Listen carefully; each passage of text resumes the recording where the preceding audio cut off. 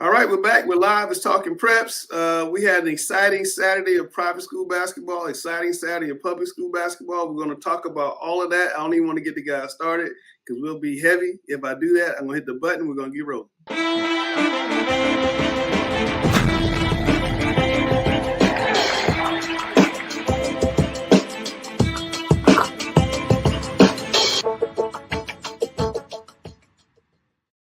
Let's dive right into it. Rick, you were up in Forsyth Country Day in Louisville. You saw the CSAA finals.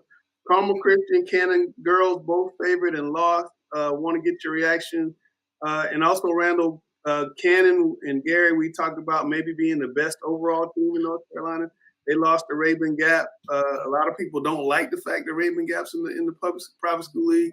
But before I get you guys' reaction, I want you guys to hear from Coach Kelvin Drake. Coach Drakeford from Cannon School lost in the 4A finals. Coach, it was a heck of a season despite the loss today, right? Yes, sir. Yes, sir. It was a great season for our girls.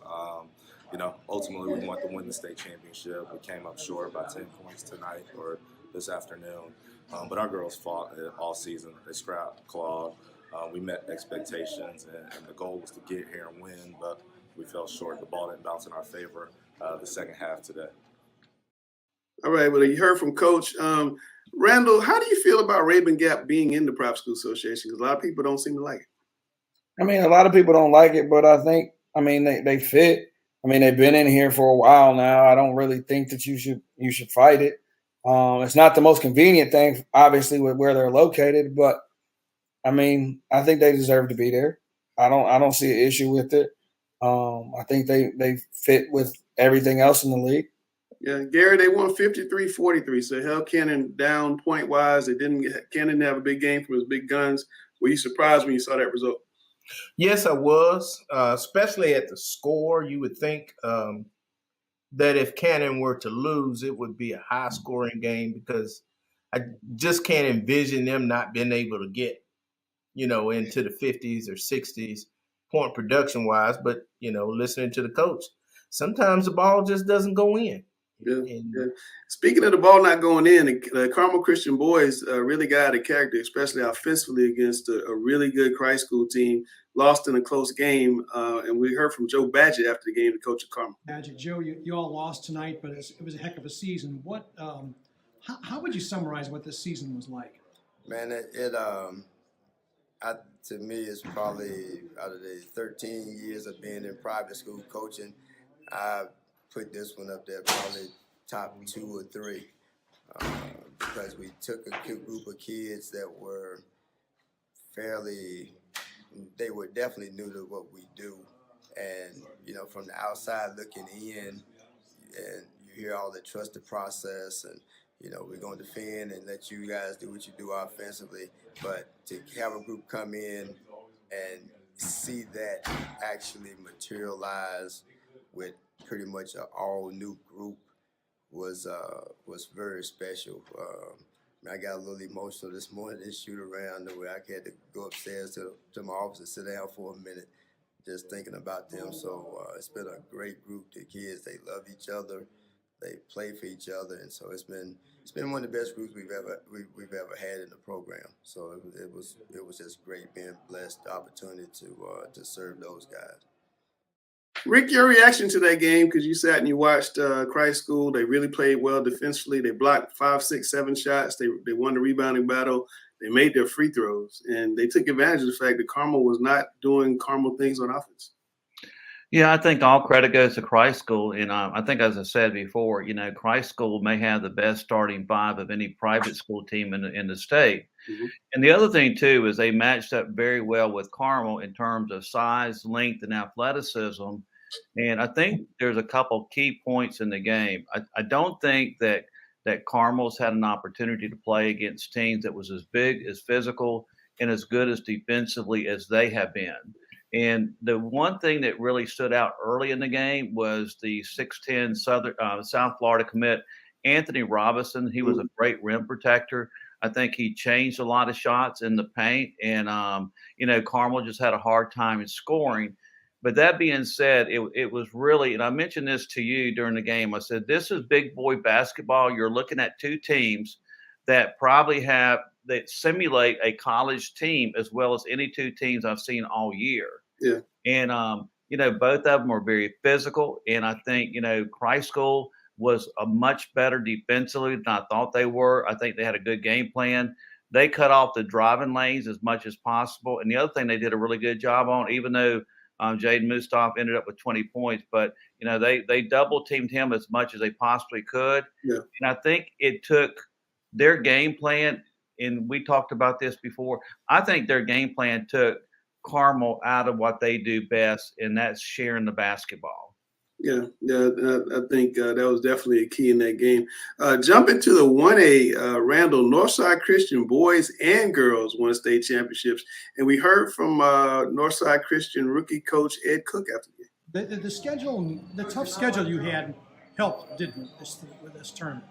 Yeah, it did, man. It made us, just go through ups and downs. The losses we took, it only made us better. We learned from everything, That's how it kind of was designed. We didn't want nothing easy because we knew in February we had to be tough. And this team just got better and better as it went along, didn't it? Better and better. 14-3 to finish the season, man. So we just stayed together. They listen and we trust each other. Randall, Donnell Ryan, that's the boys coach, Ed Cook. Well, they won their first title in 9 years. But I want to take you to the girls' side. Northside girls won the state title. Rookie coach Donnell Ryan won again. He won the past 3 at Chambers. He's missed the state championship, right? Yeah, I mean, I don't think anybody could be surprised after what he did at Chambers to come over to Northside and do the same thing. Right back to it. And, congratulations to both the boys and girls at Northside Christian on their accomplishment. I think, two teams that we probably didn't talk about enough here on the show this year, but definitely want to congratulate them. No, they had a great run. And we talked last week, or you and Gary talked last week on Coach versus Coach. Should the NCHSAA have 2 set sites the way that the public schools do at UNC and Chapel Hill? And Rick, I'm here to argue that the NCHSAA should have 2 separate sites every year: Forsyth Country Day and Calvary Day. I thought yesterday was just great. Tell me what you thought. I thought it was fantastic. And the other thing too, as a scout, or if you're covering the boys side of the events, you're sitting there. You can sit there from 1 o'clock till 9 o'clock at night, just covering the girls side. But also another thing too, there were several college coaches there in attendance, and it also makes it more convenient for college coaches. If you want to sit there and watch 4 games, you can watch 4 consecutive games as a college coach, where their time is very valuable as well. And I know that's not the reason why, to do it, but I thought the atmosphere, I was there for the 1A, 2A, 3A, and 4A. Mm-hmm. The atmosphere at each particular game was capacity. It was loud. It was as good as you could anticipate and expect. No, it looked like this all day long. There was just, a standing room only everywhere. In fact, the Concord Academy Greensboro Day game had more fans on the back row than you see there. It was loud. I felt like I needed earplugs. And I thought that, I heard the crowd at Calvary Day was really good. And I think that's a really nice sight. I'd love to see the private schools just kind of go to that. Randall, what are your thoughts? I said last year, last week, we had this debate. Yesterday seemed to be very energetic. I think the crowds at all the games seemed to enjoy themselves. And Coach Rick makes some really good points as far as it goes with college coaches being able to come and really scout, 4 different classifications. So I understand it. I think this is the best site for the private school games. I've seen them all over the place. I've been to Asheville with them in Greensboro, and I've been to Raleigh and Charlotte, and it just felt right. Shout out to Christ School. They did a great job. It just felt right having it there. I think that, it kind of, Gary made a point, in the old days, people say, I'm going to the hill. That was always the thing. I'm going to the hill. I think having that, I want to go to that place, that site is a nice treat and something to look forward to. And I think it's also centrally located. Very centrally located. Yeah, just a short drive for sure. At least for me in Charlotte, a short drive. Now, Cameron, I want to come to you. 6 of the 8 teams in the remaining 4A boys and girls from Charlotte. Where should the regionals be this year? Why shouldn't it be in Charlotte? It's convenient for travel for all the teams for the most part, the majority of the teams. So I don't see why it should be anywhere but Charlotte. Yeah, Gary, six I'm Charlotte schools have applied to host it this year. Last year, they tried to say that there wasn't enough interest here. They're trying to go. Is CMS trying to do an in run around that? I don't know if they're doing an in and run around, but if you look at the 6 schools applied, they're still going to sell out. Yes. Regardless of which school gets the contract, they're all about the same size. Gym wise, I wish they could get on a college campus, Queens, UNCC, Davidson. Those places aren't being used right now. Especially since it's about to be 4 Charlotte teams in it. Yeah, and I think it makes so much more sense. And as we talked about before we came on the air, I wish they did the boys and girls on a separate day. You know, of course I coach girls basketball, but I'm a big boys fan. I want to see all the games. Right. You know, you have to choose between the girls and the boys, and we know when you have a school like North Mac, Chambers in the past, where the fan base has to choose, are they going to the girls' game or the boys' game? Mm-hmm. Unless they have a relative in the girls' game, they're probably going to the boys' game. No, that's very true. That's very true. And you have to split up cheerleaders, and all the cheerleaders want to go see the boys until they get eliminated. Good point. The schools that applied, guys, Harding, Westmac, Huff, Independence, Butler, Rocky River. I would love to see them move this to Independence Arena, have boys and girls back to back. That could be incredible. Or Queens, or like Eric said, Charlotte. I mean, they're in these places, I would think, are mostly available. So I don't know. I mean, hopefully CMS can make a call. But right now, those are the 6 places it could be. I think Huff may be the biggest of all of them, are the ones I look at. But Harding has a brand new big gym as well. That's probably about 2,500. That's going to sell out quick. The regionals are Saturday, right? Yeah, regionals are Saturday. I know UNC Charlotte wouldn't be available. Their last home game Saturday. Yeah. All right, so now it's time. We have promised everybody we were going to let them know who are the finalists for Mr. and Ms. Basketball. So I'm going to let Gary and Richard tell y'all who they picked.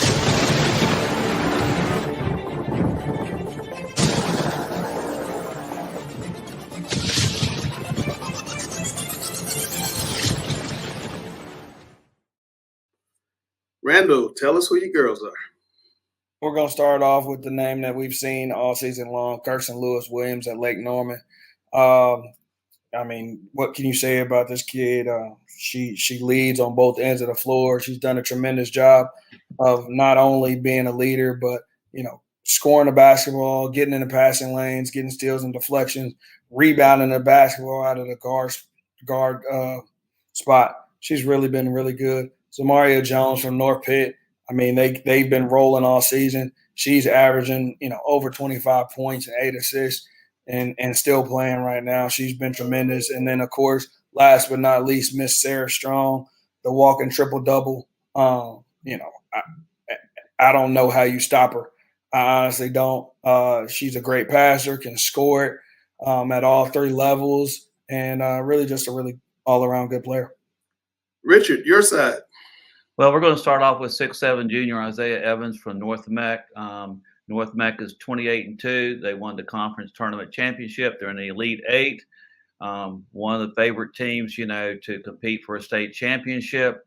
But when you look at Isaiah Evans, he's one of the best scorers in the state of North Carolina. But the thing that I really like about Isaiah is his passion and his alpha male mentality when he's on the court. But he scored multiple 40-point games. So definitely one of the top players in the state. He's a 5-star prospect. And, you know, I think North Mac has a good chance to advance to the state playoffs along with, you know, Chambers naturally and also Myers Park. Next up is a guy that I just saw yesterday. Now, you look at Jaden Mustaf from Carmel. You know, he led them to a national ranking. When he was playing for Adidas, they won the Adidas Circuit Championship. But his performance yesterday solidified his spot. He's such a good scorer. He's strong. He's physical. He's a great two-way player. He's averaging like 16 points a game, 6 rebounds, and about 4 assists. But he's a leader on the basketball court, and I like his personality and demeanor as well. And then the last person And I think this is probably one of the best two-way players in the state, and that's 6'6" junior Drake Powell of Northwood. They're 26-2. They've won 16 in a row. Their only losses came to Camden, which was nationally ranked, and also Cannon earlier in the year. He's averaging 18 points a game, 7 rebounds, 5 assists, and in the 3A, they are favored to come out of the East, and I would anticipate a Northwood versus Central Cabarrus matchup. Alex, seeing this list, are you in agreement or you have some problems? 100% agreement.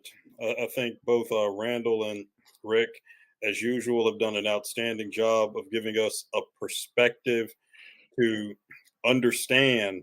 I'm a big believer, as all of you know, in people can believe whatever they want to believe as long as you can explain yourself. And Right. Randall and Rick have done an outstanding job of explaining why these particular 3 young women and 3 young men are at the head of the class. I concur 100% with their final selections. And Langston, I want to say one other thing, and I failed to mention this. When we talk about today's athletes at the high school level, and we talk about student athletes, all 3 of these players are outstanding student athletes. They're high academic players as well, student athletes. And I failed to mention that. And I think that's important. Mhm. And the other thing, too, is when you speak to all 3 of these guys, they're very humble and they're just good young men. Yeah. Well, I think we're going to announce the winner next week on our final show of the season. These are really good candidates. We started out really good candidates. There's some really good candidates that got dropped off. But, I can't argue with what you guys have here. It's not my pick. If you guys have problems, at Coach Rick 57, It'd be up. at the 1RC, let them have it. It's not Langston's pick, so I let them run with it. So I think it's pretty cool. All right, it's time for Josh. You got mic problem. It's a light problem. Yeah, you got a lot of back there. Hold on, let me see if I can move. We're gonna mute him while he gets. That's Josh Bullock of Northside Christian, state champion. He's gonna face off with Randall if we can get his microphone situation right. So let me take him out real quick. Randall, what do you do? What do you look for when you're trying to pick your finalists in Mr. and Ms. Basketball? I mean, I think first off, I try to pick kids that are winners, kids that have helped their team reach a certain level. Obviously, around this time of year, you want to see your finalists make a deep run. So that's probably where I start. Obviously, it's really easy to just pick the kids that just score the basketball a lot. But that doesn't always tell the whole story of it. So, I look at a lot of categories. I look at, points, obviously, but I really pay attention to rebounds and steals and assists. And then, how does each of these players impact winning? And I think that's probably the biggest thing is you can see with all 3 how they lead their teams and how they impact winning. Come back to you, Coach Rick. Same question to you. What are you looking for when you're picking these Mr. and Ms. Basketball?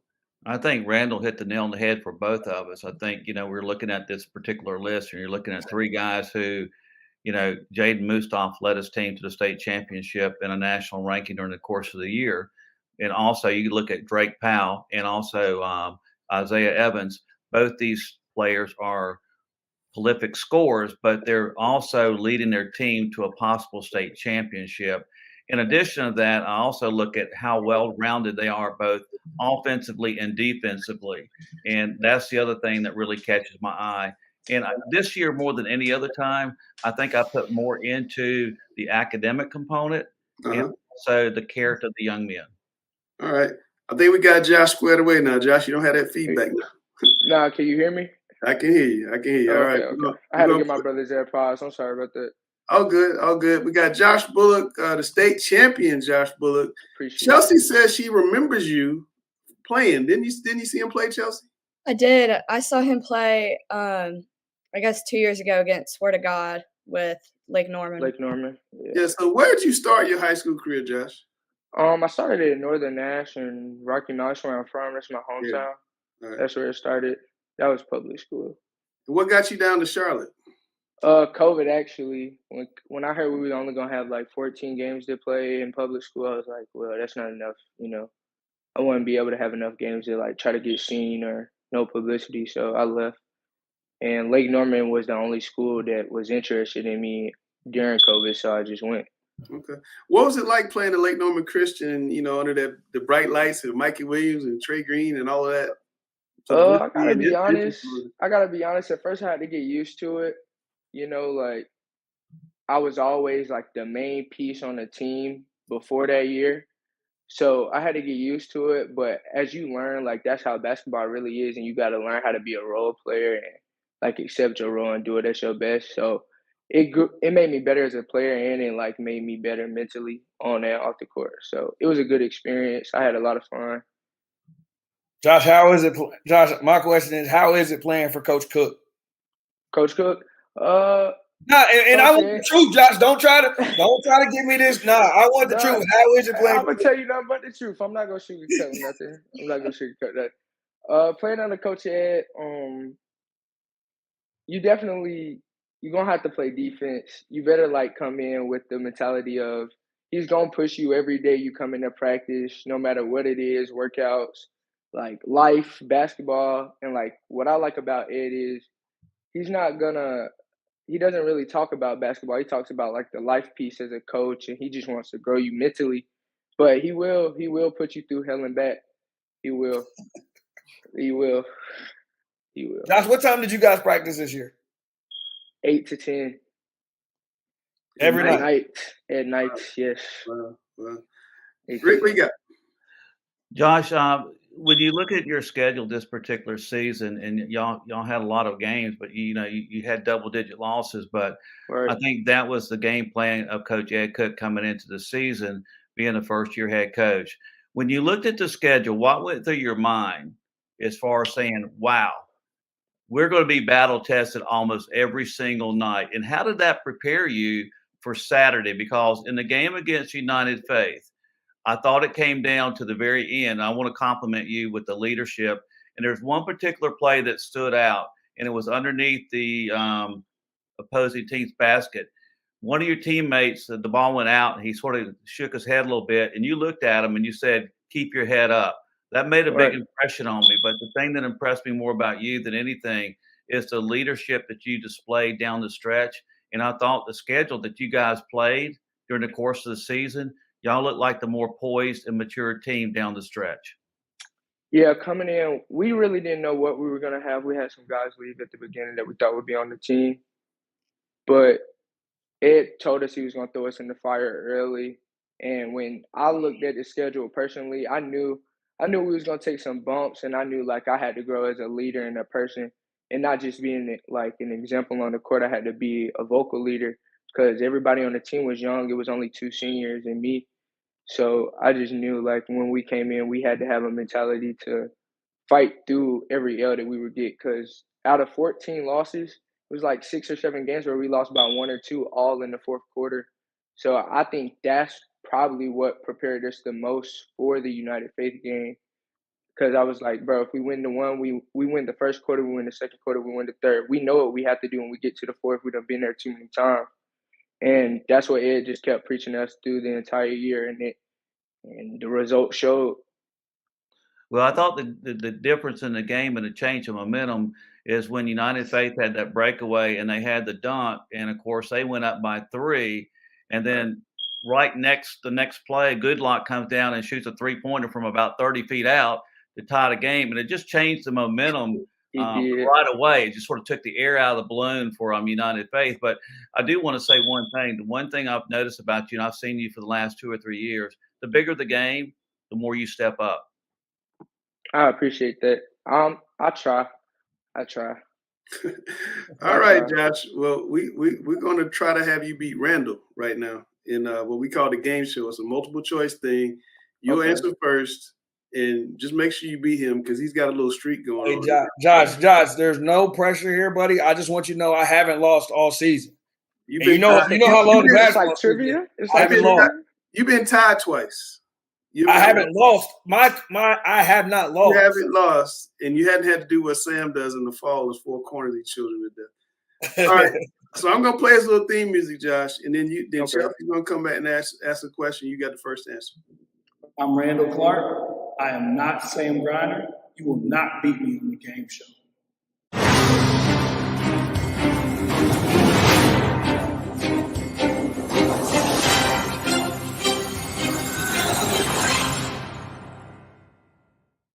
Chelsea, simple. All right.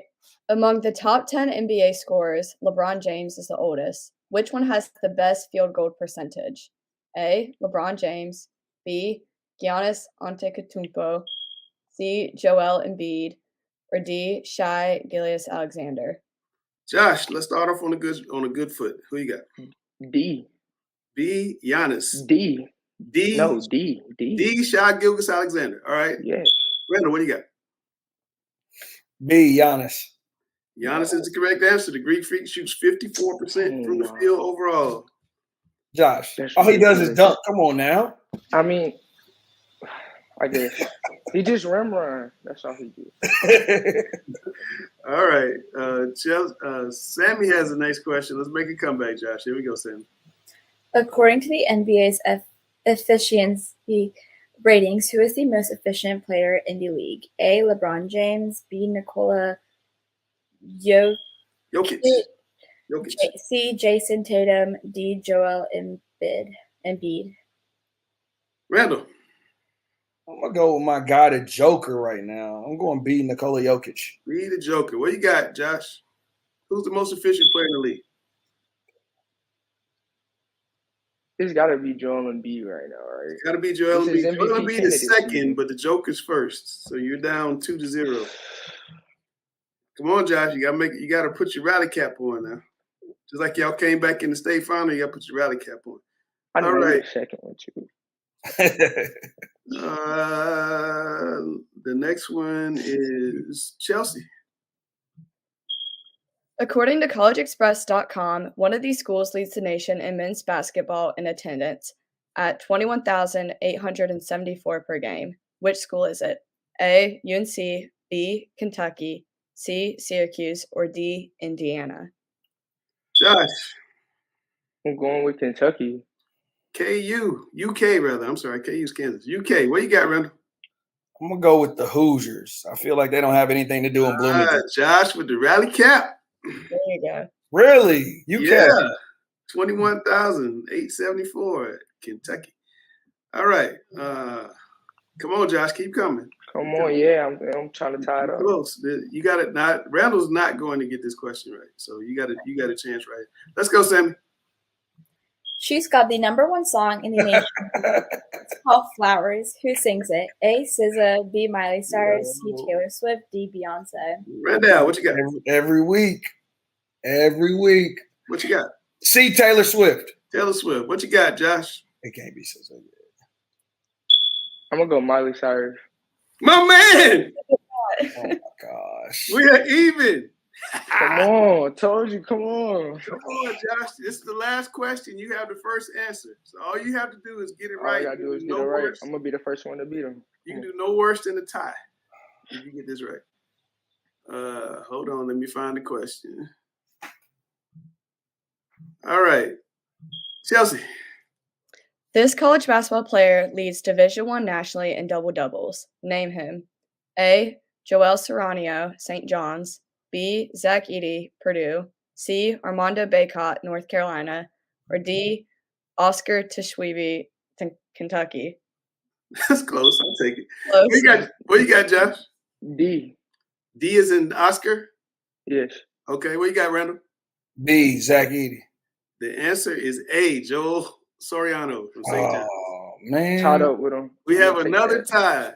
Oh, Josh, I thought you were gonna do it, my man. I thought you were gonna do it. Oscar is a beast, though. He is a beast. Is a beast. He's a beast. Played a team loader back in the day. Quite a beast. All right. But Josh, man, thanks for coming on. State champion. You know, No give me problem. the ring. Thank I'm you. a 10. I just want one. I'm a 10. I'm trying to. I needed it. It was a confidence booster. I got you, man. Well, best of luck to you. Wherever you go decide to play college, best of luck to you, all right? Thank you. All right, take care. You too. All right, that's Josh Bullock. It is now time for Sammy to tell us who was on 5 Minutes with Sammy this week. So this week I had Nick Dorn. He goes to Chambers High School. He's a senior. He's the captain of the Chambers basketball team. He was really funny. He was actually really funny in the beginning. He was in the car and I interviewed him, and then we kept messing up. So he had go inside his house and it's this whole thing. He's got a really big game on Tuesday. Let's hear from Nick.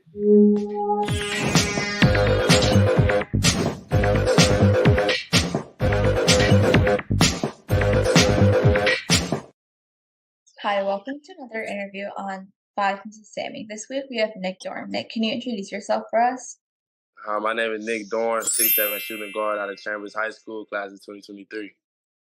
Nick, as the captain of the Chambers Cougars basketball team, what is your main goal for your team? My main goal is just to be a leader on and off the court and be vocal and also bring a spark when we need it and also do everything we need to win. So that's mainly my role. Chambers has a 22-6 overall record, which is really good. What has been your favorite game so far that you had a really good win at? I enjoyed Myers Park early in the season. That was a very electric environment, and I just love playing in environments like that. And also, we play North Meg. It's packed down. A lot of people are in there to see us play, so that's mainly what I thrive off of. Your team is now in the second round of states. How are you feeling? I'm feeling good. We just need to keep our heads down. It's the time to come up. The job's not finished, so we can't really celebrate. And Nick, what made you interested in playing basketball? Sports has been in my family a lot. My brother played football. My dad played football. My other brother played basketball. So I've always been around it, and I gravitated towards basketball. So. Have you also played football with your dad? Yes, I have. I played with him when I was little, and I played all the way up until middle school. So. Okay. Last question. As a senior, reflect on your growth from freshman year to now. What steps did you have to take in your 4 years of your basketball career to get you to where you are now? Ooh, I've done a lot. It's been a lot of hours, a lot of work. Even through quarantine, it was just working, sleeping, and growing. As a freshman, I started out at 5'10", so now I'm 6'7". So there's been a lot of growth and adjusting to my body. So that's mainly what we have to do. You are tall. Yes. Thank you so much for your time and for coming on to 5 Miss Sammy. I really liked this interview. Oh, no problem. Thank you for having me. All right, Sammy, tell people how they can be on 5 Minutes with Sammy. To be on 5 Minutes with Sammy, just DM me on Twitter or Instagram. I'm very active. I will definitely get back to you. She is very active because I see all her stories all the time. Yeah. All right, Sammy, thanks a lot. We'll catch you next week, okay? Thank you. See you. All right. Hey, Langston. Yes, sir. You know, we both went to school with Nick's dad. Yes. Torn. Yeah, and absolutely. every time I see Torn at a game, I say, you're the only person I know that got 3 kids and not going to have to pay for a single one of them to go to college. Yes, that's all a very 3 of them got major college scholarships. That's a very good thing. Cameron, you've seen Nick Dorn several times. How good a basketball player is he? Oh, he's really good. He can shoot the 3 well. He can create space, get to a spot in the mid-range, drive it. He really does it all for Chambers. Ricky, I know we're in the post-pandemic era of transfer portal and extra year, but shouldn't Nick Dorn have 25 offers by now? You would think so. And the other thing, too, and he mentioned this, too, he's had a tremendous growth spurt in the last couple of years. So, he's a late bloomer, just like his brother was. His brother went to Charlotte, and he just bloomed, got better and better when he was at college. So, but I agree with you. Nick's a very talented player. He has good size, good length, and he has the ability to shoot the ball from the perimeter. So, shooting translates. So I do think he should have more than what he has. All right, it's time for Alex's favorite part of the show. It's Ladies' Night. Oh, yes, it's Ladies' Night, and the feeling's right. Oh, yes, it's Ladies' Night. Oh, what a night. All right, I hate to do 2 videos back to back, but we can't talk about these games coming up until we see who Randall picked as his players of the week from the week past. So we're going to do that, and then we're going to turn you guys loose on all these big games coming up. And I know Gary's going to have a whole lot to say about 2 games, but we're going to get to that after I play Randall's little picks video.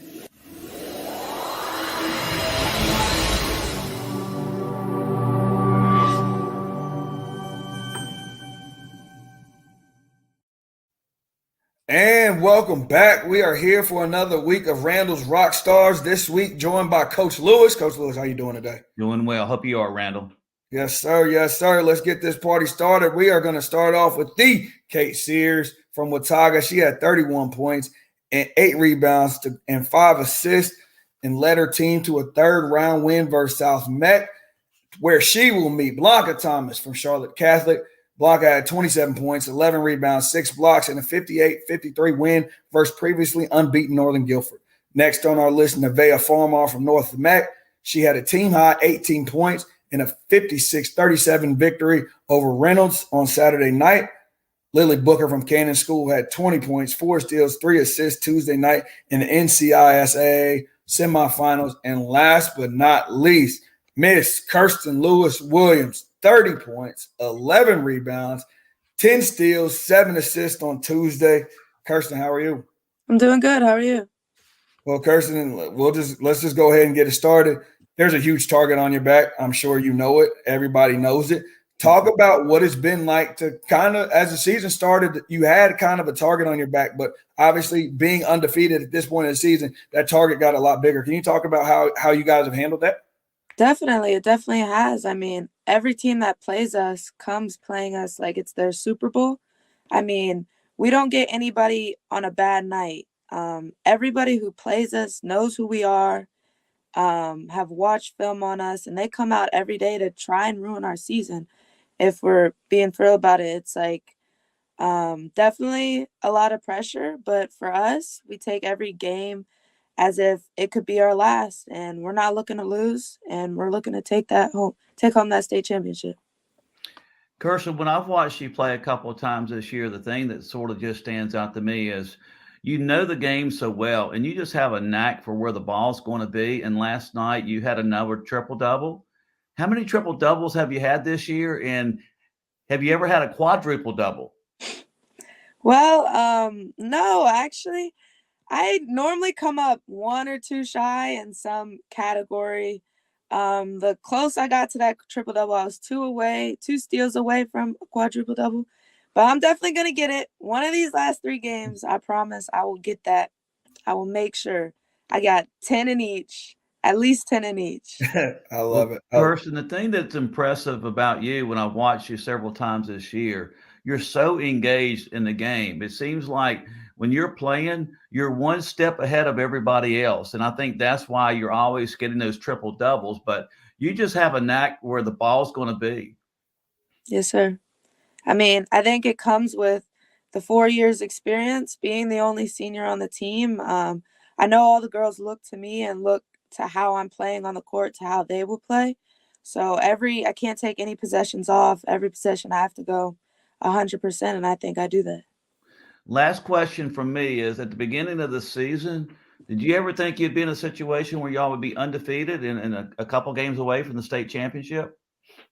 I can't say I thought we would be undefeated, but I did know that this year would be the best year because the freshmen coming in are with Kelsey, Jetta are great. The freshmen last year, sophomores this year, they have so much more experience. I knew that this year we were going to make a deep run in the playoffs and get to the state championship. I mean, it's my senior year. I want nothing more than to leave this school with the state championship. Well, congratulations. I'll see you Tuesday night. Thank you. Thank you. Kirsten, I think what makes this group special is the fact that, kind of everybody does their job. You're kind of the engine that gets it started on both ends of the floor.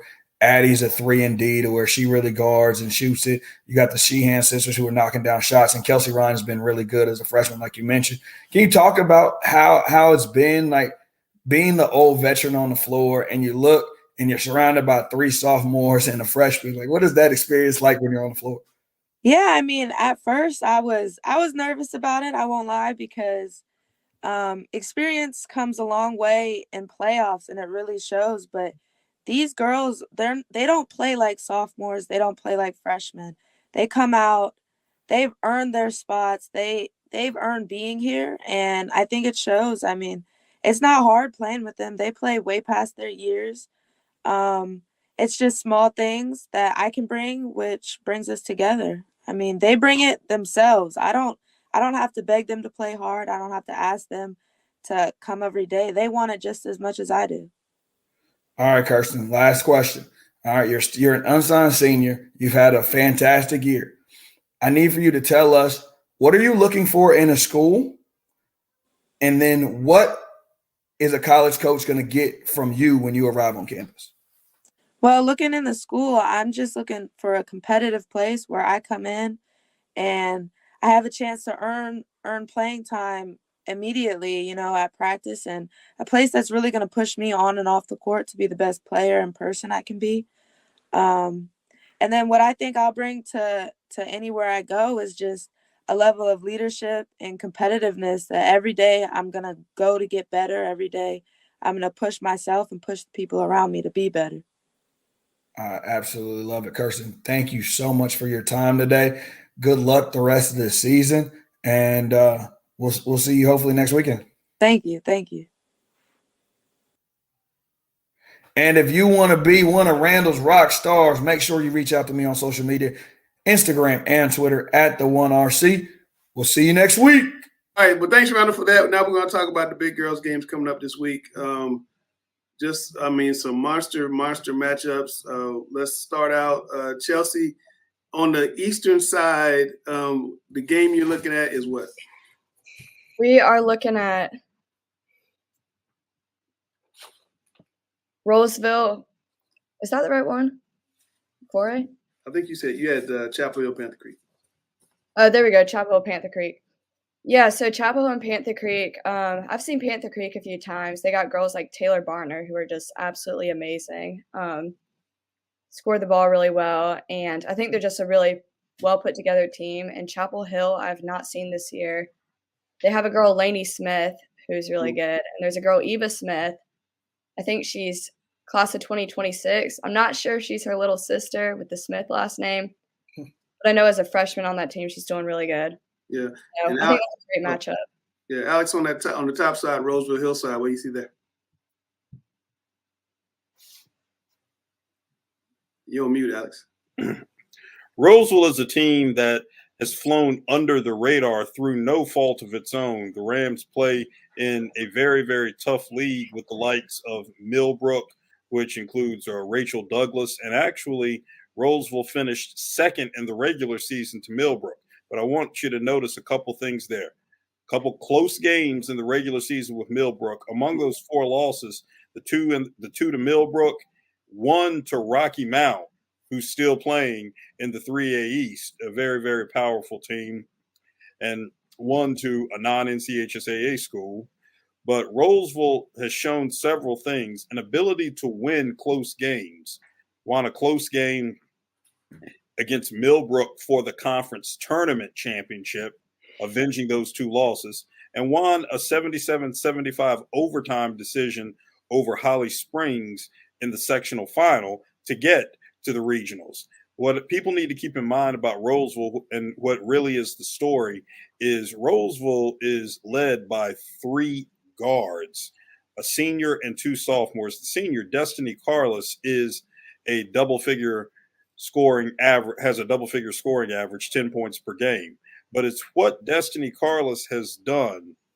She's opened the door and paved the way for the continued maturation of 2 sophomores, Caitlin Jones, 18 points per game, along with 4 rebounds, 4 assists, and 4 steals per game, and Gabriella Matthews, another guard, sophomore guard, 13 points per game. So you really have seen the maturation of a team across the season, and the way that fusing together a senior guard who's opened the door for 2 sophomore guards to grow and take the reins as leading scorers have put the Rams in position to win close games, win an overtime sectional final, and be in position for this regional opportunity. A senior guard with 2 sophomore guards kind of sounds like a team on the western side is doing pretty well. We're going to come to in a minute in Lake Norman.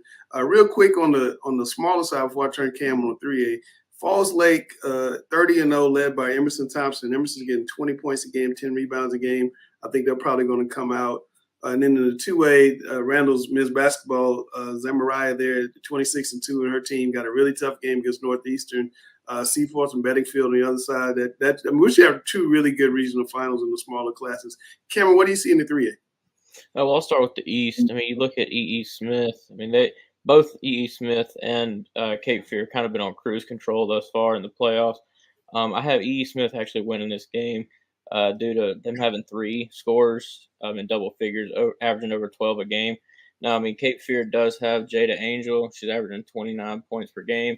And they're actually in their most recent win, she put up 38. But I mean, they don't have a lot of depth. I mean, after her, it drops off to like 7 points, like 4 points. But I think depth will win this one. And then you go down to Terry Sanford and Rocky Mount. Terry Sanford's been on quite the Cinderella run, if you will. But Rocky Mount, the 2 seed, I mean, they were just dominating all areas of the game, defensively, offensively. They haven't had a closer game than like a 23-point winning margin yet. Wow. So for me, it appears it's going to be E. Smith and Rocky Mount. I'd give the edge to Rocky Mount, and I mean just a slight advantage. So, I mean, the total outlook, I mean, you look at East Lincoln and West Rowan possibly on the western side, 2 undefeated. Unbeaten versus unbeaten. I know, that'd be crazy. And so, I mean, whoever wins that game is going to obviously play a 1-loss Rocky Mount or E. Smith team. So 3A is pretty stacked. Then I look over at 1A, Gary, in the West. I see Bishop McGinnis with 9,000 state champions. Does tradition never graduate? Tradition never graduates in Winston-Salem at Bishop McGinnis. They're just rolling.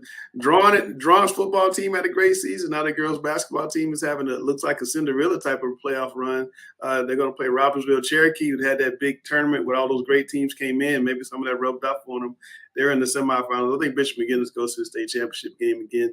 On the eastern side, that Salisbury Shelby winner I think is going to come out, but Randleman's going to have something to say. East Burke again is having a good season, but Shelby and Salisbury are really, really strong. Chelsea talked to Kayla Bryant. Was that 2 weeks ago, Chelsea? Yeah, Kayla on? And she was talking about how she wanted to go out as the state championship winner. But let's get to the big boys. Gary, North Meck took Lake Norman to the wire. It took Kirsten Williams to make a whirling dervish 360 layup at the buzzer, or basically at the buzzer to win that game. Can North Meck go back in there again, or has Lake Norman gotten too good since then for Lake North Meck to handle? You gonna put me on the spot again? Right on the spot, sir. Yes, sir. I want them to put you in another video. You want me to put you in a video? I want them. They had you last week. And Friday night, I said I wasn't gonna pick against Lake Norman again. But you also know that North is my alma mater. I do. I graduated from North Meck, so I'm still close with a lot of my classmates, and they were talking to me last night at the game like, "You ain't gonna pick against us, are you?" I'm like, okay, I got it coming out of Lake Norman, and I got it coming out of Huntersville. Yeah, they watched the show, man. It's a good thing. I see. I see. And then Alex tells me it's no such thing as home court advantage. Yes, there is. I can't take that as an out. No such thing. Okay. No such thing. I'm gonna pick Lake Norman. Lake Norman. Randall, what do you close one? In a close one. Randall, what do you think? I agree, but I think that it's going to be because of all the talk. I think Lake Norman has heard how close North Meck was to them and how North Meck has a shot, and I think that they are going to be locked in and focused and ready to go, and this is kind of their statement game. You know what? I have not seen a girls' basketball game with this much hype around it in quite some time. I mean, it started – I mean, my text messages and DMs were blowing up. I mean, almost as soon as those scores came out on Saturday. And this is Gary's making the point earlier. It's really too bad that all these games are on Tuesday because you want to be able to go and see this game as well as Catholic in the 2 other games in Charlotte. You want to see these games. And unfortunately, because of the format, we can't see them. Rick, Lake Norman shoots the ball so well. North Meck puts pressure on so well. What do you think is going to happen in this game? I think what we will see is what usually happens with Lake Norman. They're going to press and they're going to try to turn you over and get in transition, and they're just tremendous in transition. And that's how they operate, and that's how they have the success this year is pressing teams and they'll double team the rebounder, make it hard for them to get an outlet pass, and it's just a very difficult team to play. And then of course they have so many different weapons that can shoot from the perimeter or drive to the rim. Yeah, but Cameron, doesn't North Meck have the ultimate press break in Nevaeh Farmar, who can just she's small and she's quick and she can just get through all that stuff. Oh, they do. Her and Diaria Page both. But yeah, I think Lake Norman has gotten so much better throughout the season. I mean, I'm sure I'll be putting a video for this if it comes back to haunt me. But I got Lake Norman by like 11 or 12. Ooh, Lake Norman by 11 or 12. Here is what I think separates. They're both great defensively. Yeah. But I think Lake Norman has better shooters. Nobody has the shooters that I've seen in Lake Norman. Yeah, I think Lake Norman has better shooters. And North Meck has scorers. And that's a difference. Shooters, they're perimeter players and they take a lot of threes, but scorers, they get to the line, they slash, they score at all three levels. And I think, the Lake Norman will pack it in and make North shoot from the outside. And not to say that North can't shoot. I just don't think they shoot as well as Lake Norman from the perimeter. And that's the thing. North Meck probably needs to play faster to get into the open court and score. But at the same time, once you get really frenetic, that's kind of playing into what Lake Norman wants to do. I think, the key for North Meck is to kind of get this into a late round, fight where it's close to the late rounds. They can kind of steal it. I think, if you come out and go for the early round knockout, you could get blown out. But they're very similar in how they apply defensive pressure, not only after made shots, but, after missed shots. And I think the difference that North will have against Lake Norman that Lake Norman hadn't seen in a while is North has multiple ball handlers who are not going to be afraid to handle it if they get the ball out of Nevaeh's hands. I don't think them getting the ball out of Nevaeh's hands is going to be as big a factor as it would against point guards of other teams who don't have multiple ball handlers like North Meck does. But still, I think it comes down to who can make threes. Yeah, Randall, if you're coaching a team that's 29-0 like that, and the game is close, does that cause you to get a little tight? Would that play in the North Meck's favor if they could get into the late rounds with Lake Norman and make them think about it a little bit? For sure. I mean, the more they can hang around, it's the same as anybody else. When you're undefeated, you got that target on your back, and you're at home. I think if they were able to stay close, the longer they stay close, the tighter it gets for Lake Norman. All right, should be a great game, and we're gonna do our little Twitter thing, I think, on Tuesday, since all you guys loved it so much. And we'll get the guys back on and discuss these games on Tuesday. It's time to see who we're going to do the boys now. It's time to see who Rick picked for his players of the week before we talk about the big games.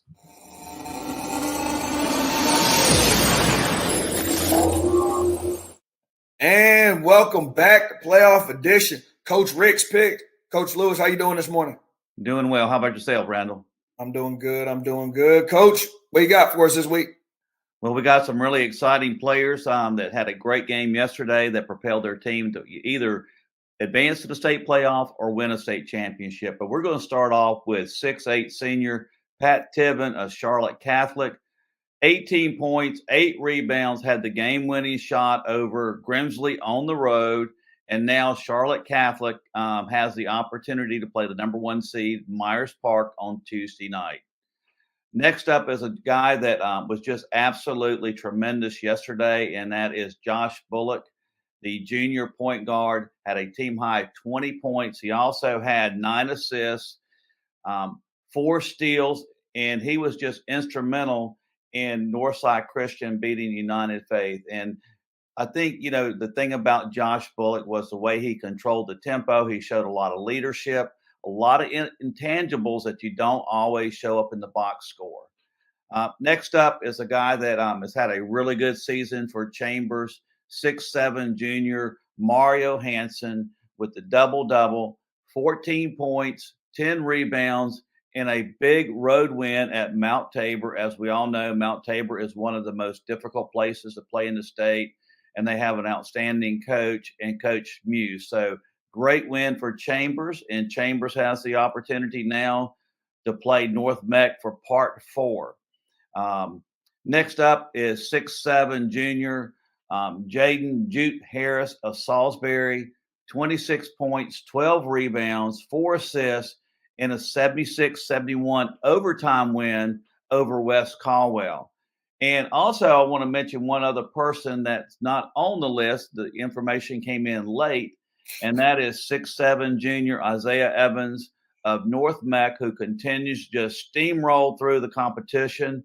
30 points, 12 rebounds, 3 assists, 3 steals, 2 blocks, and a big win over East Forsyth. And last but not least, we have 6'3" sophomore point guard Chadlin Traylor of West Charlotte, had 20 points in an 85-58 blowout win over Northwest Cabarrus. And West Charlotte's one of these teams that's the defending state champion, but they've been flying under the radar this year. Welcome, Chad. Hey, how y'all doing? Good. Chad, we talked about this a couple weeks ago. You guys, you get to the playoffs, and Coach Rick and I both agree that the game kind of slows down for you guys. You know, you're not playing the athletes, you're not playing the North Mex and Chambers. Can you talk to us about how this playoff run has been so far from a point guard standpoint, just of how you've seen the game? Like you said, we started the season out playing teams like North Meck and Chambers, so we really battle tested. And coming into the playoffs, I done had all those times going against those guys, so I'm really prepared for anything that the coach might want to do or anything they have going against us for playoffs. Chad, big question for you. You know, you guys are defending state champions at the 3A. You were a freshman last year. This season, you come into the season and there's a lot of expectations, although you guys lost some key pieces to the puzzle, but you sort of have fought trying to be above 500. What's been the mindset of you personally as the point guard and as a team struggling to keep above 500 during the season, knowing that once you got out of the Queen City Conference, you guys would have a little easier time? I think our biggest thing and the biggest thing for me is just trying to stay consistent. We know we had some ups and downs throughout the whole season, but we all know how good we are, and we believe in everything Coach is telling us, and he's know that we're capable of doing anything and win any game. Chad, when you look at your Queen City Conference schedule, and there's some really powerhouse teams at the 4A. Of course, you got North Meck, and you have Chambers, and you have Huff, and you have Hopewell. Who's your biggest rival? I'll say our biggest rival would probably be Chambers and North for sure. Those would be the best games. Crowd be hype, and those games everybody want to see, and everybody just enjoys those games. Who's been the most difficult player to guard and defend this season, and what's the toughest place to play at? I'll say the most difficult player would probably be Isaiah Evans. He's long, tall, can shoot over anybody. And the most difficult place, it would probably be North Meck because of how small that gym is. So, I'll probably say North Meck. All right, Chad. A couple more questions before we let you get out of here. Obviously, you guys go to Greensboro on Tuesday to play Smith. How do you avoid the lingering thought of the trap game, of overlooking them and thinking about Central Cabarrus already? We never overlook any team. We know like any game, anything can happen. We got to bring our A game and play like it could be our last game. We know they're a really good team, and we just got to be prepared for anything they try to do and come out with the win. All right, Chad. So I've been asking this question to people the last few weeks.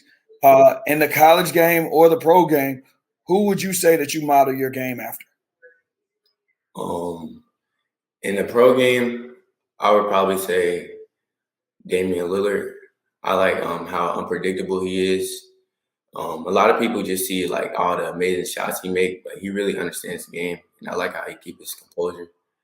And for college, I watch a lot of Duke basketball, so I like how Jeremy Roach, he controls the game and helps Duke, come out with wins and very tough games. I like both those answers, and very true, just good descriptions of why you like them, and it makes sense. So, Chad, we appreciate you being on the show. Good luck this week, and good luck the rest of the season. Thank you. Good luck, Coach. Thank you. And if you would like to be one of Coach Rick's picks, make sure you reach out to him on social media, Twitter and Instagram at Coach_Rick57. Coach Rick, we appreciate you being with us. Thank you for having me. Have a good day. Now, you know what, guys? I was so excited about North Macon Lake Norman. Randall already got Blanca Thomas mad at him because he didn't pick her from his basketball finalists, and we can't skip her game. Randall, tell me about Catholic and Watauga, two of the best players in the state. Blanca, Kate Sears, two of the best teams in the state. What do you see happening here? Well, these two teams played actually in that event earlier we talked about in Cherokee. It's everything's going exactly how I thought it would for Charlotte Catholic. They're playing their best basketball at this time of year. Blanca Thomas has really stepped up on both ends of the floor. Charlotte Catholic won this matchup the first time by 15. Obviously, this time they're playing them at Watauga. So it should be a more competitive game, but I'm expecting the same result. I got Charlotte Catholic coming out of this one. All right. Anybody else before we drop it off? Cam, Gary, any comments on this one? I mean, I expect the same result, but I mean, I think it'll be a much closer game. Just one thing Watauga lacks, every team in the state lacks, is someone that's 6'5". I mean, when Blanca is playing at her highest level, it is hard to beat Charlotte Catholic. I think she had like 27 points, 6 blocks, and like 12 boards. I mean, it was crazy the stat line she put up in her last game. So, same result, just a little bit closer game. Randall, if Blanca can get to a thermonuclear level, Randall, can they win the state championship? It would have to be to a thermonuclear level. It would have to be just complete and utter domination on both like ends. Shaq 2001. That's what I'm talking about. Yeah, I'm talking about, you're talking about a 40-20 game. Okay. It would take a lot. And I'm not saying she's not capable of doing it. She's really locked in on both sides of the floor, as we saw last night with what the stat line she put up. They're winning the games that they're supposed to win, and hopefully, they win Tuesday night and sets up a very interesting Saturday. Yeah. Hey, Alex Langston, you can relate to this. It will take a LaToya Pringle. Yes. Effort. Okay. All right. It will take a LaToya Pringle effort, and I want to take this opportunity to that end to acknowledge that yes, this is the 20th anniversary of Gary Richmond leading the Vance girls to the state final. But the takeaway from that seriously, that all these teams can carry into this week and beyond is when a coach like Gary Richmond can say after a state final, they did not beat us because of effort. Yeah. They beat us because of Pringle. If your coach can say that after a game this Tuesday, next Saturday, or the Saturday after, you are in business. Well, Alex, while you have your vocal cords warmed up, we got more charter and prep schools in the eastern side of the playoffs in the lower classes. I know they came up during the NCHSAA thing with the legislators. Is this going to help that cause? It is what it is. I hearken back to what the NCHSAA bylaws say, and membership is open to the state's public and non-boarding parochial schools.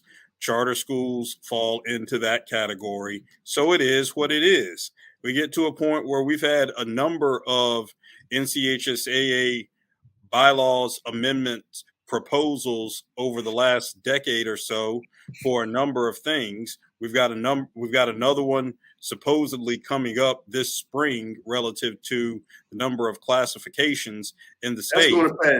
That's going to pass. Probably. Not but, probably. But you get in a situation where we've had these amendment proposals time and again over the last decade, and none of them have been successful yet.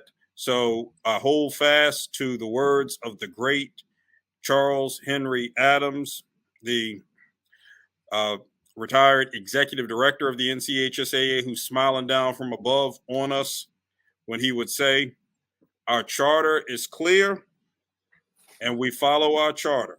And at this point in time, the charter of the NCHSAA extends its membership to non-boarding parochial schools and the public schools in the state and charter schools fall in that public school category. It is what it is.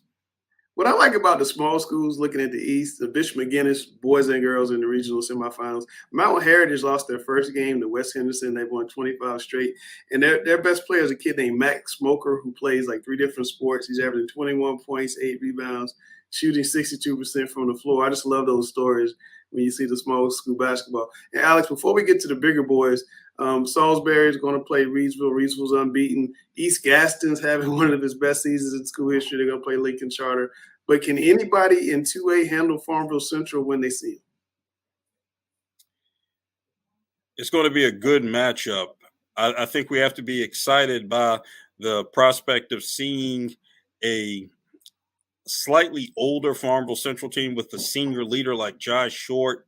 And then you look at what Reidsville has done this year with a tremendous 9th grade tandem, including Kendra Harrison, who's a 6'8" power forward, already has several Power 5 football offers. Right.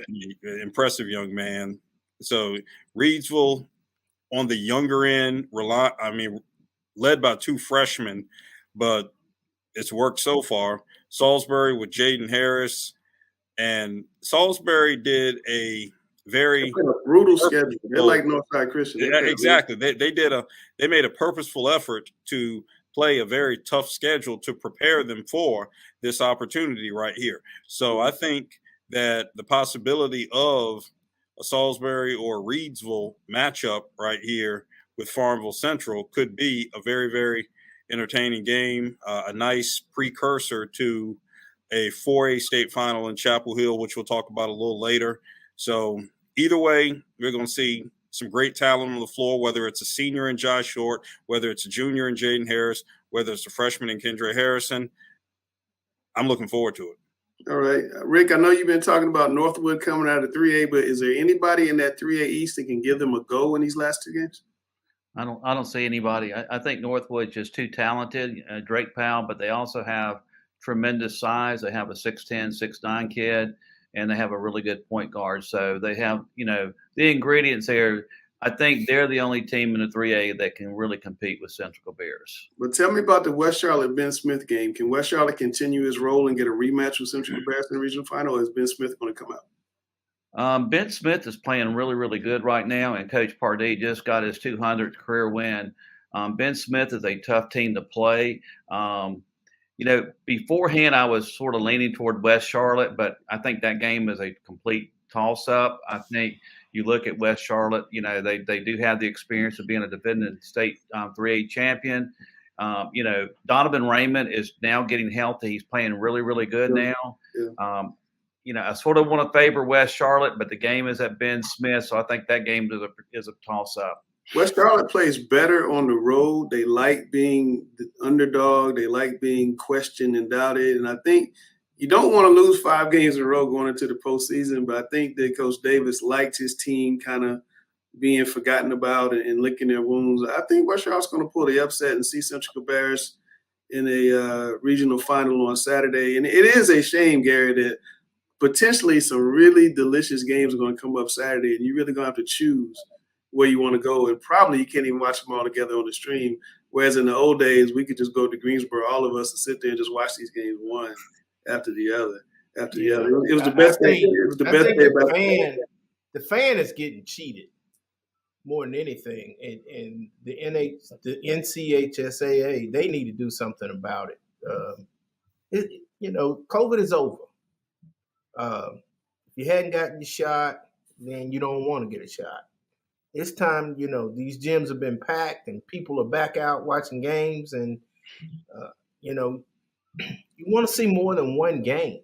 And you don't want to have to pick between 2 because your boys and your girls are playing at the same spot. They should be in different days. So a school like North Met that has both teams in the regionals can go see both their teams play. It makes no sense. And it's not, to me, it's not just seeing two schools play. I want to see all these teams play. I just tell you guys, back when the association you have it in Greensboro, you could just go see on Championship Saturday. They might have 1 or 2 games at UNC Greensboro, and the rest of them with the Greensboro Coliseum Annex. And you could sit there, which was a great site, by the way. And you could just sit there and see all these great games, one after the other. I mean, just one nail biter after the other, and the emotion. It was like the state finals on Saturday. Rick and I saw. It was just great just seeing that emotion and the fans after every game. But Cameron, can Crest upset Central Cabarrus? Is it possible they can go up there and get a win? No. No. I mean, there's talks about how Central Cabarrus has a weak conference and all this. That's true. But give me 20 seconds to run down the schedule. They played Barry. They beat them 79-30. They play in a tough conference. They actually beat Audrey Kell, who beat Olympic. You got Lake Norman, 104-72. Butler, 106-66. Cox Mill, 94-50. Concord Academy, 70-59. They play Gaston Day 1-10, who Gaston Day beat Carmel not too long ago in a state championship. Beat United Faith. They play tough competition, very tough competition. And I said it before the playoffs. There's not a team within 10 points of them in 3A. Central Cabarrus ranked as high as number 14 in the nation, so there's some people that agree with you. Rick, 4A East, what do you see there? Is Richmond County a heavy favorite now that they have Paul McNeil back, or are they a favorite at all? Well, the thing about Jordan is they've done the same thing that a lot of other teams have done is they played a tough schedule early, a tough non-schedule. So you look at their losses, and I went through and looked at their schedule. They lost early to Millbrook, Burlington School, Panther Creek, Northwood, United Faith. So, they played a very difficult schedule, and they have, again, some of these public schools have football teams, and, they have to wait till the football season's over to really have that chemistry and gel. Jordan has an opportunity to go in and make the upset. Now, that being said, Richmond is 26-2. Now, early in the season, Paul McNeil left, Richmond and went out to Prolific Prep. He also came back, and since his return, they've gone undefeated. You have Paul McNeil, I think he was Gatorade Player of the Year last year. Here's a young man that's averaging like 24 points a game, 9 rebounds, 4 or 5 assists. They've been on a roll since McNeil's been back there, and they have a pretty good team. So that's going to be a game that probably will lean Richmond since it's being played at Richmond. It's a home game for them. The other game is a very intriguing game. You look at Holly Springs at 25-5 going against New Hanover. Holly Springs has been my pick to come out of the East the entire season. Ooh. They lost some games early, but the reason for that, they were out, without their starting point guard, Micah Jones, who is really the catalyst for that particular team. The difference between Holly Springs, they have more senior players. They got Colin Cole, who's going to Georgia Southern. You got Micah Jones. They got the Ryan Crotty kid, who's a Division I prospect. He's a junior. You're going up against New Hanover on the road. New Hanover's top 3 players are all sophomores. So you got sort of the experience factor going against the youth factor, but the youth factor has the home court advantage. Yeah. That being said, I'm going to still go with Holly Springs. All right, Chelsea, you saw Richmond Senior last week play Millbrook, and what did you think about Richmond seeing them in person? I saw Richmond play Sanderson. Oh, Sanderson, I'm sorry. Yeah, and I was pretty impressed. I think we all knew going into that game we're playing Paul McNeil and just a very, already successful team. But I think Sanderson held up a lot better than we all expected. It was tied at one point, but at the end in the fourth quarter, we just slipped by a few. Okay. And Alex, Durham Jordan's on a rather historic run. This is their first regional semifinal in quite some time, right? Yes, Durham Jordan qualified for the 2005 Western Regional semifinal. There was a young man by the name of Dominique Sutton, who was the star of that team, who went on to play at Kansas State. And prior to that 2005 Western Regional game, Durham Jordan last made a regional appearance in 1981.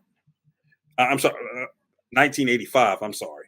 So 1985 in the Eastern Regional, 2005 in the Western Regional. So it's been quite some time for the Falcons. I'd like to point out Durham Jordan has a young man by the name of Ronald Bridges Jr. He's a 6'3" senior. He's a slashing type wing who can get to the basket in the half court, but really excels and thrives in transition and in the open court. He had 33 points against Millbrook, including 7 in overtime. He was one of 3 players in that game who scored in all 5 periods of the game. Then you have a couple of young guards, a couple of sophomores, Drew Johnson and Derek Ross, DJ Ross Jr., who both scored in double figures. 5'10", really, as Coach Rick explained, crafty kind of kids with high basketball IQs. And then throw in just some glue guys. Walker Woodall is a 6'5" kid. Javier Ortiz, another 6'5" or so kid. I mean, they're not going to beat you themselves, but they know how to find their spots to make meaningful contributions. And Jordan just brought it all together in an exemplary effort against a very, very skilled Millbrook team, very well-coached team by Christopher Davis, one of the top coaches in the state. So Jordan did a great job in positioning itself to seize this opportunity. All right, let's look on the western side. Randall, Charlotte Catholic got the big upset on Tuesday, going to play Myers Park. Myers Park seems to be playing its best basketball of the season right now, but they haven't been tested very much lately. They have not been. I expected Charlotte Catholic to go into Grimsley and get one. Like we said last week, they have a lot of size. You know, they are long, active. You know, Pat Tivnan, Vaughn Thomas, Jake Kernoodle, Ryan Lewis. Those guys really do a great job. Coach King is tremendous. But I've been riding the Myers Park Mustangs all season long. It's a home game for them. This game last year was amazing. The atmosphere, the crowd was amazing. And there's a certain somebody on this panel who doesn't believe in home court advantage. There will be a home court advantage on 2400 Colony Road Tuesday night. He address like Alex does. He use your own stuff against you, Alex. Well, Richard, let me just say that the reason that the home court advantage will be negated is because the Cougar crew of 5101 Pineville Matthews Road does a great on the top job. of his head. It's crazy. Does a great job of supporting their team too. But in all seriousness, kind of like we saw on Saturday with Millbrook Jordan, both of those teams played well. It didn't matter where the game was. I think all these teams are going to play really well on Tuesday. I do agree that in this particular case, Myers Park just might have too much. But the crew from 5101 Pineville Matthews Road will be there in full force there with their friends at 2400 Colony Road as well. Okay, very strong. Coach Rick, if this game was played at, I keep using Independence Arena, but let's say Independence Arena, 10,000 seats, how many fans would come? For the Charlotte Catholic Myers Park game? Myers Park. How many do you think it would draw? I think 5,000 plus easily. So you're going to have 5,000 plus fans trying to get into a place that holds about half of that. But what do you think is going to happen in this game, Coach? Well, the one thing about Charlotte Catholic, I was speaking to Coach King last night, he really enjoys us not picking Charlotte Catholic. Oh, yeah. Yes, he does. Material. But the one thing Charlotte Catholic can do that very few teams can do against Myers Park is they can match up with them with size. Right. When you look at Myers Park, you know, you're talking about Elijah Strong at 6'9". You got Sadiq White 6'9". You got Sir Muhammad at 6'7". You got, Bishop Boswell's a point guard at 6'4". And then you got Santana Lynch at 6'3", and then Sam Walters 6'3". This is a college, type of lineup. So the thing with Myers Park is they just have too many weapons. I do think this is going to be a very, very close game. I don't think Myers Park will blow Charlotte Catholic like they've done the previous teams. I do think it's going to be a very close game, but being at home and play, Myers Park with the overall talent, you can't help but just favor them just a tad. Cam, last point. Bulletin board material here, and I know every game's different, every matchup's different, but Charlotte Catholic played a close game with East Meck in their conference tournament championship, and we saw what Myers Park did to East Meck. Give me Myers Park by 13. I will remind you guys, a couple of years ago, nobody thought Catholic was going to do very much in the playoffs. When they got on to the quarterfinals, nobody thought very much of them. They got to the semifinals, nobody thought much of them. They got to the state championship and won. Just saying. Came from behind to win too. Yeah, just saying. Don't doubt the Cougars. And I think Rick is spot on with 5,000. I was going to say 7,000 fans. These are two of the biggest fan bases in Charlotte. And it is kind of a shame that it is not in a place that can hold the amount of fans that want to come and see it. I know Myers Park wants home court advantage. I understand that, but it's kind of a shame. A lot of people are going to get turned away at the door. Speaking of getting turned away at the door, Chambers is going to play North Meck in the gym. It's about 500 people. I'll start, Cam. You're going to be at that game if you can get there early enough to get in. Who has the advantage? North Meck has won twice. Chambers won once. They each won on each other's home floor. But North Meck won the last matchup in the conference championship. It seemed like it was just yesterday. These two teams know each other real well. They're not going to be any surprises. You know, it seems like North Meck's going to need another phenomenal performance from Isaiah Evans, who's been on a run of 30-point games here lately. What's going to happen? I think North Meck has the advantage simply because the improving play of Trey Maxwell. He was a bit under the weather recently, but he's starting to get back fully healthy. I mean, he's a phenomenal player, can shoot well, good dribble drive penetration. But I think that's where the North Meck advantage is. And I mean, we always talk about Isaiah Evans and just how talented he is, averaging 35 in the playoffs. I mean, it's putting up crazy numbers. So, I mean, that's where North Meck's advantage is. I mean, Chambers isn't a slouch. They can easily win this game. I mean, they won at North Meck by the largest margin of any of the games thus far. So, I mean, it'll be a good game, and I look forward to. I mean, I've covered all 4 now, so it'll be a good one. Okay, what do you think's going to happen with your alma mater facing Julius Chambers? I'm sitting here thinking, what am I going to say? My connection to Chambers. I do, and I know where your connection to North. You went to North. And my connection to North. That's why I want to ask you. Boy, this is tough. And they do watch. Well, first of all, I'm going to the girls' game. Okay. It's a shame that you have to miss one. I mean, we keep making that point. I wish it was some way at least CMS could stagger the time, because I know Dwayne is not moving. No way in the world. Dwayne. No, he's not moving the game. He's not moving the time. You're right. No. Dwayne knows coach North Meck. I wish they could stagger it so I could see both. All I have to go by is what I saw at Huff. And I saw North Meck shoot the ball better than Chambers on a more consistent basis. They had one guy go thermonuclear that night. Yeah. But that's his norm, So I'm thinking North Meck just because I think they have maybe one more shooter. Because that paint is going to be nasty. Yeah, it's going to be about It's going to be nasty in the paint on both sides, on both ends. Before we come to I think the key is, and something we haven't mentioned all night, girls or boys, is how are these games called? I don't know who's going to play. Oh, I can tell you how this game's going to be called. Yes, sir. I want to make one comment you made about the officials. I was there all day Saturday at the private school playoff championship. The one thing I noticed in that particular situation, the officials did not call it like they did during the regular season.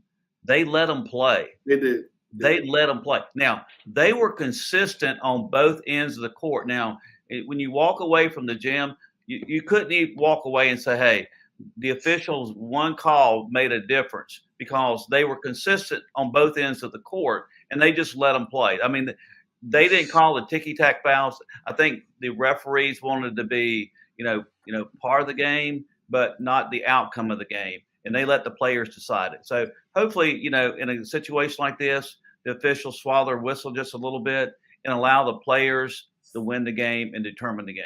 That benefits Chambers. It's also worth noting that this is the round. just like we saw in football, where you start to see officials being assigned beyond their own regional supervisors. Right. Right, So, and then a lot of them haven't seen the Charlotte type of Exactly. basketball. It's kind of the same problem the football teams run into when they get to the playoffs, and they call holding every play because they hadn't seen the level of physicality there. Randall, if I tell you that Chambers is going to have the advantage of the referee swat and whistles, am I telling the truth? No, I I'm don't not. even know why you would form your lips to say that. That was I believe that. wow. You know where this game is at? This game is at North Met. I understand that, but these referees aren't from Charlotte. I understand that. Listen. Tuesday night, it's going to be a battle. I'm not saying it's going to be home cooking, but those referees are going to let them play. And if they let them play, advantage North Met. Rick, you agree with that? Well, let me just say this. Chambers has won the last 2 games at North Met. Now, can they make it 3? I do think, for example, Chambers plays better on the road than they do at home. Think about this. Chambers has beaten both Myers Park and North Met on the road. Good point. So, and I think the other thing that why Chambers does well with their team this year when they played North Met, it's a smaller court. And that's where you look at the length and athleticism of Chambers. You know, they're able to get in the passing lanes. You just don't have as much room as you do on some of the bigger courts that, the high schools use, the 94 feet versus the 84. So I think that plays into it as well. But, Chambers has gone on the road and, you look at it now. 3 of the toughest places that we can think of to play at: Myers Park, North Met, Mount Tabor. No, good point. Cam, last word. Yeah, well, another advantage North Met has is free throw shooting. But to Randall's point, if they let these guys play, I mean, Chambers in that second game, when they put Marcus Brown on Slim and he held him to 13 points, if they let him play and they let him, push Slim around a little bit, I think the advantage is actually in Chambers' favor if they let him play. I think 100% the advantage is Chambers' favor if they let him play. I disagree with Randall. That's why I wanted to come to him because I knew he disagreed with me. Chelsea, who's on Chelsea's World this week? This week on Chelsea's World, we had Miss Basketball finalist Sarah Strong on to talk about her 2 consecutive state championships. You know what? I did not know Chelsea before today, and I'm losing my notes. I was talking to Randall earlier. Sarah Strong's mom, I covered, Allison Feaster. She was one of the best players in South Carolina. I remember her mom. Yeah. I didn't know that was her mom. That's her mom, and her dad is Danny Strong, that played at State, played overseas. I So remember she's got him. a pro mama and a pro daddy. So, She mentions the overseas in the interview. yeah, so no wonder she's on Randall's list for Miss Basketball. So let's check out the interview.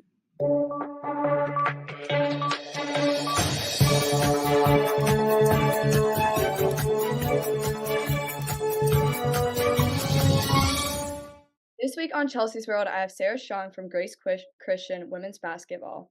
So, Sarah, this past week you guys won your 2nd consecutive state championship game. Kind of talk about the road, to that game and the final game itself. Well, the whole season we were expecting to make it to the States. It was just pretty much the same thing as last year, just trying to get better and just everyone just do better than what they did last year and just show that we improved and just kind of just trying to win the same as last year. You guys went from 1A to 2A, right? Mm-hmm. Is there any difference in the road between playoffs and getting to that state championship game being in the 2A now? Our conference wasn't really challenging, but it was kind of the same. But I think that also helped us and helped our other teammates gain confidence in their game and just figure out what they can do. Absolutely. And Sarah, you absolutely dominate on the court. For those who don't know your game or your playing style, kind of describe who you are on the court. I'll say a facilitator. I like to get my teammates involved. I can score when it's needed, and I think I'm a pretty good rebounder.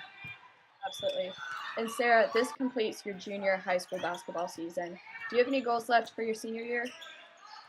Just get better at shooting, get better at just conditioning, how high I can jump, and just get better overall so I can be ready for college and senior year. And Sarah, Grace Christian is such a successful program. Kind of talk about what goes on in practices and what culture that coach really implements to make y'all so successful in games. We do a lot of like fundamental stuff in practice, like just skill development and just trying to like advance our game just so we can be better than the other people, and like conditioning too. We do a lot of that.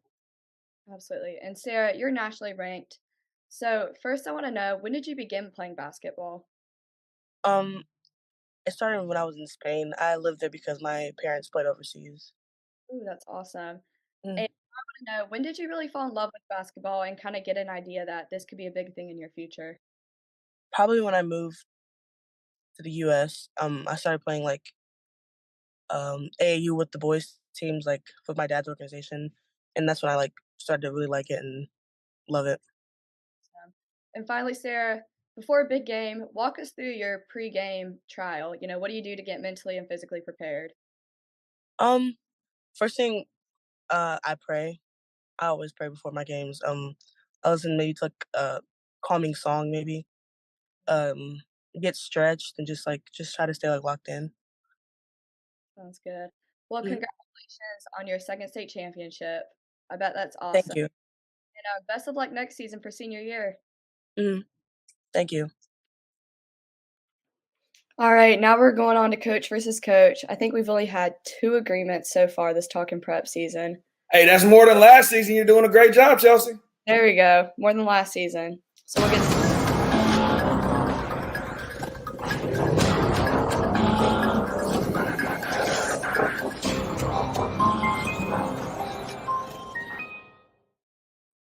All right, I'll start with you, Randall. Regional semifinals are at home sites. Is it time to go back to the old format of neutral site, Elite Eight, and Final Four? No, not at all. I busted my hump all season long to earn this higher seed. I've earned the right to play a home game in the regional semifinals. So you'll be coming to my place, and then if we win there, then we can go to a neutral site for the regional final. Gary. Yes, it's time to go back with the different classifications playing on a different day to give basketball fans statewide a chance to follow other great players. Because now you're running into teams that have great players. Every team has a great player or several great players. And making fans choose between one or another at this stage in the season, I think is not fair, especially when it comes to boys and girls coming from the same school, like North Mecklenburg is right now, like Charlotte Catholic right now. Making the fans choose between one or the other is not fair to the schools, to the fans, or to the players. Why can we not just play one on Monday and one on Tuesday? That's what I'm saying. Oh, I okay. wouldn't have a problem with that, but All right. I definitely don't like the idea of boys and girls both playing Being on the Tuesday same night, night. You're both from okay. the same school. Okay, I got you. That's not fair.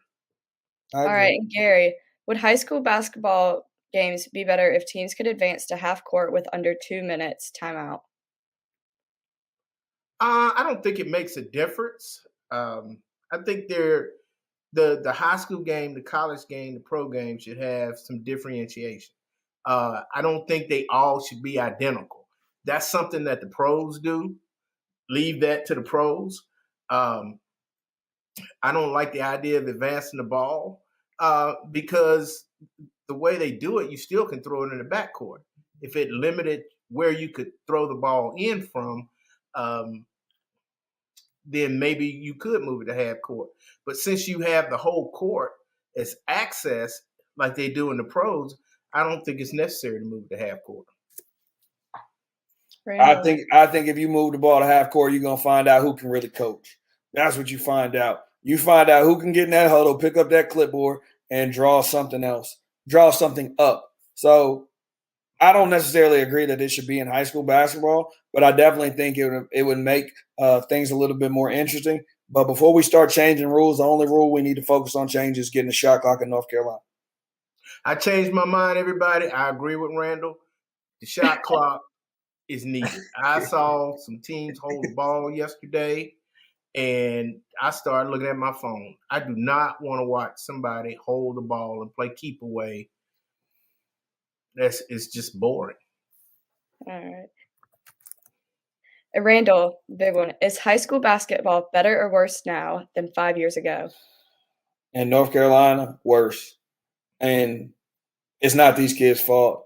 The golden years of basketball in this state, at least for me, were 2018 and 2019. I think you didn't have to worry about kids leaving the state. Everybody stayed home. You weren't worrying about kids going to team up with other kids, and the competition was better because so many kids were spread out at different schools that they really had to battle and compete at, and it really made for some really really fun times. Gary. Oh God, I'm agreeing with Randall. It was worse. It's worse now. Put it that way. The officiating isn't as good as it was 5 years ago. The idea that you can follow a player from their freshman year to their senior year at the same school is not as common as it used to be. You have all these pop-up schools that are mainly set up just for basketball as opposed to academics. I think it's worse in that manner. And the fans are not as good as they used to be. If their kid is not playing, the calls don't go their way, the fans can be very abusive. And that's not good for basketball. It's not good for high school sports. And one other thing, I think there's more specialization. From my end on girls basketball, you have so many kids that start playing volleyball now, and they don't make it back to basketball. You have so many male basketball players who used to play football, and they gave up football because they got a coach telling them they need to play basketball full time. I don't like high school sports specialization. I can't stand that. Rick, I just want to hear your thoughts on this question. You see more basketball than all of us combined. Is high school basketball better or worse now than 5 years ago? I think what's happened is we've seen the talent pool, tremendously diluted than what it was back in 18 and 19. I think Randall made a very good point. It's a situation where you got so many kids being spread out. You got your top kids in the state leaving the state to go play on a national level. And you do have more of the pop-up schools than ever before. I do think, some of the things that we can do, just for example, what we've been talking about at the public schools level. I think there's a lot of things that can be done at the public school level to really entice kids to stay there. And it goes back to creating that environment for, public school kids to be enticed to say, why are you going anywhere else? Because you can, play in front of 1,500 fans, or you get to the state playoff and you're playing in front of 5,000, 7,000, 8,000 fans. I think that's the type of thing that we got to sell these kids on, and you still get a great education. And you know what? Some of the basketball at the public school level, whether you look at Myers Park, they're nationally ranked. North Meck's been nationally ranked.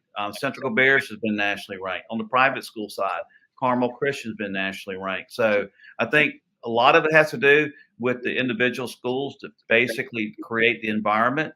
And you're starting to see that with some of the schools. Like I tell you a good example, the Greater 8 Conference does a phenomenal job of promoting the teams in their conference. Yeah. Greater Metro for you. Yeah. I think, and there's some schools out there that do a great job on social media with graphics to promote, and entice people to come to the game and create the fans and the interest, for the student athletes. I think there's a way we could go about and changing it if we. One of the things kids want to do is they want to play the big national tournaments. And the public schools often run into game limitations by doing that. If you drop that conference tournament, which very few people are excited about anymore, you could give these people 3 more games. They could go play another Christmas tournament. They could play Bojangles and something else. Chick-fil-A and something else. I think that's what the kids want. They want to play the big time schedules. That's why they go to different, these types of schools and leave the state. Cam, you want to talk about the timeout rule? What are your thoughts here? Oh, advancing the ball, that is awful. That is so bad. Randall, you talk about good coaching. I think it takes better coaching to have to go the length of the floor in 3 seconds rather than, okay, we get to move it to half court where you can pass the ball right to the 3-point line and take a shot. And Langston and Randall, I bet you know the example that I'm going to use too. take it back to 1992 when Coach K looks at Grant Hill and says, "Can you make a pass down to the free throw line?" And Christian later, "Can you make a shot?" That's good coaching. That's my point. Look, a little bit more than good coaching involved in that play, but okay, we'll let you have that one. The question, Rick, I wanted to ask you though about the regional semifinals. Going back to the old way where everybody would go to Greensboro and go to ECU. Is that right, Alex, in the East? You go to ECU and they would play Tuesday through Friday, one class per day, get to the last games. Do you think that's a better format than what we have now with everybody playing on Tuesday, different sites, different times? Absolutely. And, it goes back to the thing, like, for example, when the teams that were winning, they all had the signs up, the road to Chapel Hill or the road to Greensboro or whatever. But I do think, again, the public schools can capitalize off of having everything at one venue because you have all those teams there, all the fans, and you create this atmosphere that's unequal and unmatched. And you mentioned about going to national tournaments. For the most part, these teams that are on a national level, when they go to all these different national events, for the most part, there's very few fans there. So it's a situation where I think the NCHSAA needs to take advantage of the atmosphere that they create going to the state championship. Yeah, no, I agree with that. Langston, along those same lines, I think it was 2011. Mecklenburg County had 3 out of the 4 teams went to the women's regional in Greensboro, and they had the press conference. And CJ, his Mallet Creek team was in it. My Hopewell team was in it. We rode together, and we, And then at the game, camaraderie. The Mallet Creek people were pulling for you. I do remember Hopewell, and the Hopewell people were pulling for Mallet Creek. Yeah, and Butler was there too. And the other 2 schools are pulling for the Butler when they got an opportunity to play. So it's the atmosphere was better. I kind of enjoyed it because I got out of class for a day. I 1000% think the old format is better. I think the association needs to go to the old format because we come up with issues like this. Tuesday at North Meck, they're going to play. They're going to start selling tickets at 6 a.m. to people who don't purchase the tickets ahead of time. There's not going to be any unpurchased tickets. Don't make this 500 people. If Mars Park Catholic's going to draw 5, this game could draw 5. If you play both of these games together, say you played Lake Norman girls on Monday at a neutral, whatever the neutral site you want to choose, say it's Queens, and you play these 2 teams on Tuesday, 6 and 7:30. I mean, the atmosphere, like Rick said, would be incredible. I remember those atmospheres of the Greensboro Coliseum Annex. I am 1,000% certain that's what the association should go back to. I do not like this current format, and I hate that so many fans, Cam, are going to miss this game tomorrow. What do you think? I mean, it is a shame that so many are going to have to miss this game because the tickets are going to sell out they're going to go on sale to the public. The remainder of the tickets at 6, it'll be sold out by 6:15. There won't be tickets at 6. They'll get all bought up by the fans. I'm sure. Fans of both schools. Anyway, we rambled on enough. It's time for the big man to start the show to give us his final thoughts and we get out of here. What do you think, man?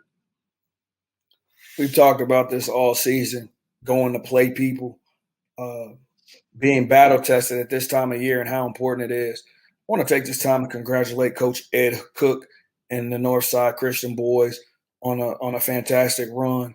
They did a great job yesterday, and we saw at the end of the game with the last couple minutes in the game, the battle test of playing, one-of-one prep twice, from playing Combine, from playing Winston-Salem Christian.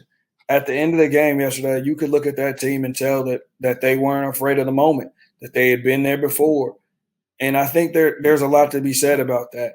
I truly feel that when you have a team that can compete and be very good, you should put them up against the best players so that in these moments in February that actually matter, they can show up. There you have it.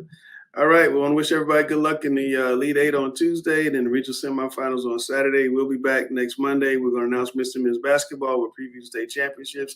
Should be a fun show. I hope we're going to do predictions again this week. I forgot last week, so we'll put those out and see how much trouble everybody can get in. That's Randall, the number one trainer I know. That's Cameron, the guru in training. That's Rick Lewis, the number one voice of high school basketball. Alex Baskin, contrarian. I think when Alex closes his eyes, facts just like run across his face. He can just pull them off. He just pull them off at any moment, kind of like a little merry-go-round. I need this fact right here, and it comes up. Gary Rich, my friend, my frat brother, Chelsea Simple, future UNC student, going to start school in August. Best of luck. You know what you're going to major in, Chelsea? No. That's okay. That's like at General College. You have fun for 2 years, and you can figure it out. There we you go. be like me, you can figure it out your third year. But anyway, we are Talking Preps.